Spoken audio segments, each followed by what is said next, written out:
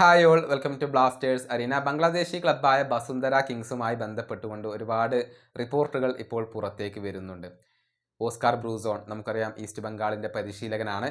അദ്ദേഹം ബസുന്ധര കിങ്സിലെ 3 പ്രധാനപ്പെട്ട വിദേശ താരങ്ങളെ സ്വന്തമാക്കാനുള്ള ഒരുക്കത്തിലാണ്. ബസുന്ധര കിങ്സിലെ പല സുപ്രധാന താരങ്ങളും ക്ലബ്ബ് വിടുകയാണ്. അവരിൽ പലരും ISLലേക്ക് എത്തും എന്നുള്ള റൂമറുകൾ സജീവമാണ്.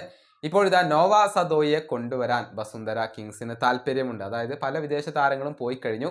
പകരം നോവയെ കൊണ്ടുവരാൻ അവർ താല്പര്യം പ്രകടിപ്പിച്ചിരുന്നു എന്നുള്ളത് മാത്രമല്ല, ഒരു ശ്രമം നടത്തുകയും ചെയ്തിരുന്നു. ഒരു പ്രൈമറി എൻക്വയറി അവർ നടത്തിയിരുന്നു. പക്ഷെ അത് ഫലം കാണാതെ പോവുകയാണ് ചെയ്തിട്ടുള്ളത്. അദ്ദേഹത്തിന് ഒരു കോൺട്രാക്റ്റ് അവർ ഓഫർ ചെയ്തിരുന്നു.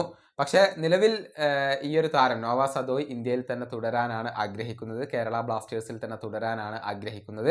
അതുകൊണ്ട് തന്നെ അദ്ദേഹം അത് നിരസിച്ചു എന്നാണ് ഇപ്പോൾ CAS റിപ്പോർട്ട് ചെയ്തിട്ടുള്ളത്.